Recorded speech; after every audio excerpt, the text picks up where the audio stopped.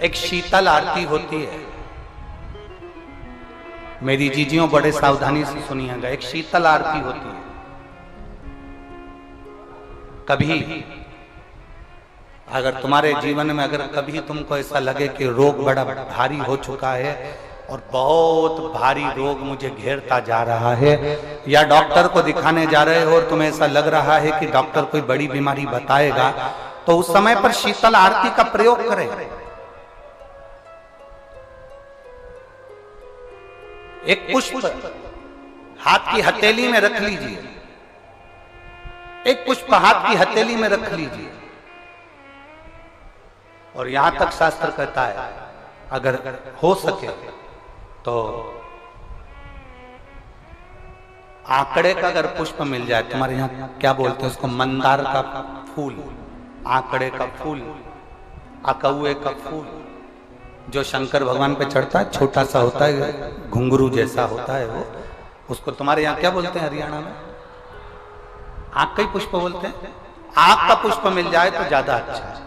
अब उसमें चाहे सफेद हो, चाहे नीला हो, चाहे गुलाबी हो, जैसा भी हो, हाथ में रखने के बाद हाथ में एक लोटा जल, भगवान शंकर के शिवालय में जब आप प्रवेश करें और प्रवेश करते समय भगवान के सम्मुख में, जब भगवान शंकर के साक्षी में जब पहुंचे, आपके सामने पूजन में कोई भी सामग्री नहीं है, आपके पास में न दिया है, ना बाती है, ना गर्भवती है, ना चंदन है, ना कपूर है, ना कोई सामग्री है, केवल एक आंख का पुष्प और एक लोटा जल आपके पास में है। शिवालय में पहुंचकर शीतल आरती का प्रयोग करो।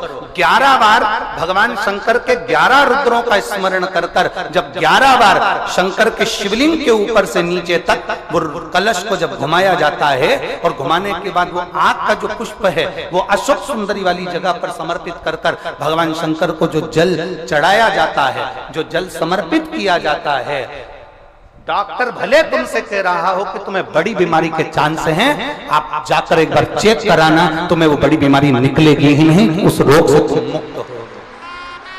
इसको शीतल आरती का प्रयोग किया गया। ये शीतल आरती, इसको शीतल आरती कहा। शिव की प्राप्ति का, एक रोग से मुक्त होने का। अब आपसे कोई कहे कि ये शीतल आरती का प्रयोग सबसे पहले किसने करा, तो आपको ध्यान लगाना है इस प्रयोग को। सोमनाथ जी की कथा का स्मरण करिएगा, सोमेश्वर की कथा का स्मरण करिएगा। आप स्कंद पुराण में, शिव महापुराण में सोमनाथ जी की कथा का स्मरण करिएगा।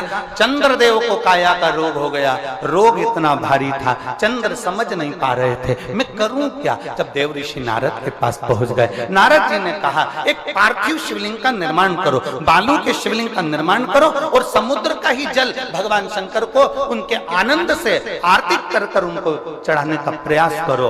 और शिव ने ऐसी कृपा कर दी कि चंद्र के पास आकर भगवान शंकर ने कह दिया, चंद्र मैं तुझे वर देता हूं, तेरा काया का रोग समाप्त होगा, ये मेरा वर है, क्योंकि तूने मेरे शीतल आरती का प्रयोग किया।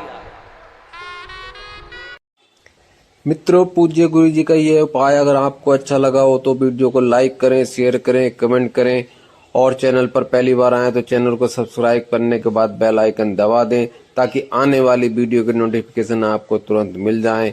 वीडियो देखने के लिए धन्यवाद।